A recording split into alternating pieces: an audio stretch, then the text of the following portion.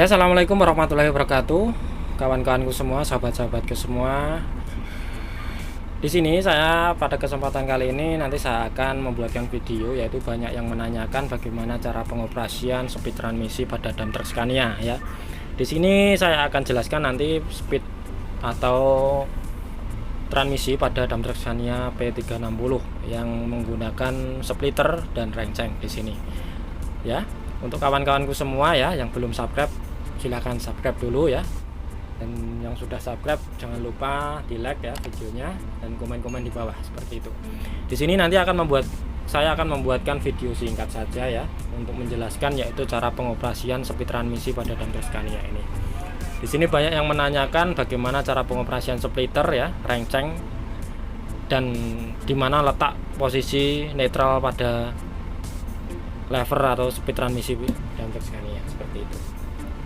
Oke kawanku semua, ikuti terus videonya sampai selesai ya. Nanti saya akan jelaskan insya Allah secara rinci ya. Mudah-mudahan buat kalian semua yang pemula bisa paham ya. Oke kawanku ya, sini saya langsung jelaskan saja bagaimana cara pengoperasiannya. Jadi letak posisi netral pada dump truck Scania ya, itu berada di atas lurus di speed 1. Jadi ketika berhenti ini ya, tidak kita gerak-gerak, sudah netral.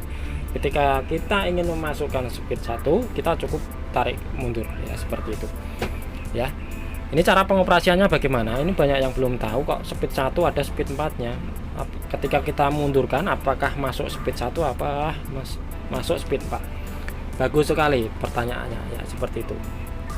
Jadi ini dipisah dengan menggunakan yaitu namanya renceng seperti ini. Rencengnya ada dua pergerakan, yaitu ke bawah dan ke atas, seperti itu ya. Jadi ketika kita awalan, kita harapkan di low, renceng kita ke bawahkan, kemudian kita mulai pergerakan lever transmisi. Jadi ketika kita awalan, kita masukkan ke speed 1 ya. Jadi tidak perlu kita menggerakkan ke kanan ataupun ke kiri, kita cukup tarik ke bawah, ke belakang, dengan awalan kita menginjak klat ya, kemudian kita tarik ke belakang. Seperti ini pun sudah masuk speed 1 ya. Yang kedua pertanyaannya, bagaimana cara masukkan speed 4 ya, ataupun speed berapa, 3, 4, 5, 6 ya. Ini kok gabung dengan speed 1, 2, dan 3. Ini pertanyaannya sangat bagus juga ya. Jadi ketika kita sudah masuk ke speed 3, salah satu contoh ini 3 ya, masuk 3, kita mau memasukkan ke speed 4. Bagaimana? Kita pergerakan renceng kita hekan ya, kemudian kita netral ya. Ketika netral, maka renceng akan naik ya. Kita posisi ke speed hack ya, kita masukkan ke 4 ya, masukkan ke 1 ini masuk ke 4 ketika renceng sudah posisi di hack, seperti itu ya kawan ya.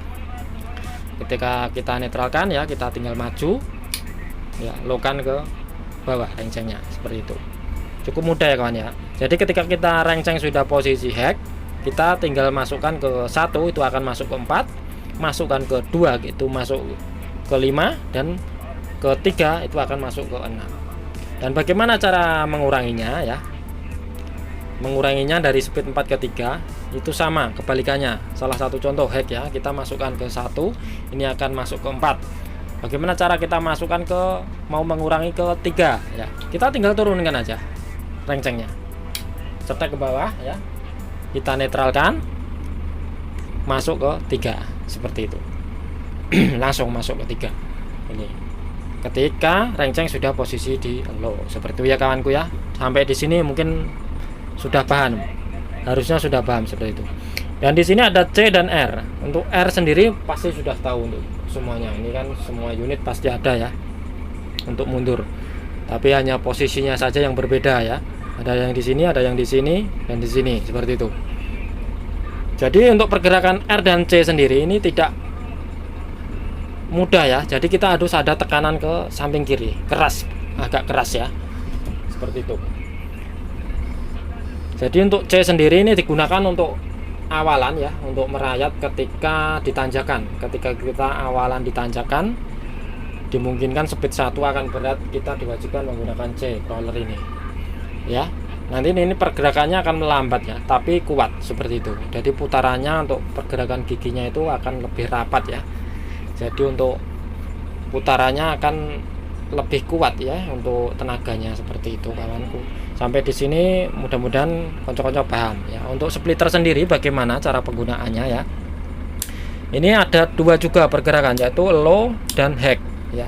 Ini digunakan untuk apa ya? Secara kita bahasa kita ya, untuk menambah speed ketika tidak ada renceng ya. Kita speednya bisa sampai 8 seperti itu, sampai 12 lah, sampai 12. Kalau di Matic ya itu sampai 12 ya speednya, kurang lebih sama seperti itu konco. Jadi kita masukkan ke satu low, maka powernya biasa saja ya. Ketika kita hack-kan, maka speed 1 hack itu akan lebih powernya, seperti itu, kecepatannya ya, kecepatannya lebih. Nanti bisa dipraktekkan kawanku ya. Ketika splitter ini di low, kita gerakan maju, maka pergerakannya akan gimana ya. Ketika kita hack-kan, pergerakannya akan gimana. Jadi pergerakannya itu sama seperti kita menambah speed, seperti kocok. Kalau kita tidak ada splitternya, itu sama seperti pergerakannya ketika kita masukkan satu jalan dan kita masukkan kedua, seperti itu. Jadi kecepatannya akan lebih beda, seperti itu ya kawan gue. Jadi pergerakannya bagaimana cara pengoperasiannya splitter ini sangat mudah ya kan. Jadi ketika low ya, masuk satu, salah satu contoh, ketika kita ingin memasukkan ke hack, satu hack, kita tinggal cetek aja ke atas, jebret ya. Kita tinggal injak klat, lepas, sudah aktif ya. Ketika kita hack-kan, kita tidak injak klat ya, masih di low, seperti itu. Jadi ketika kita jalan, mainkan ini nggak masalah ya, sebelum kita injak klat, seperti itu. Jadi ketika kita, salah satu contoh ini masuk ketiga, kita mau pindah ke 3 hack ya, sambil jalan aja. Nanti rencana kita akan masukkan ke 3 hack, naikkan aja splitternya. Kita tunggu waktunya yang pas kapan kita mau pindah ke hack ya. Setelah kita hack, tinggal aja injak klatnya ya, sudah naik ke hack.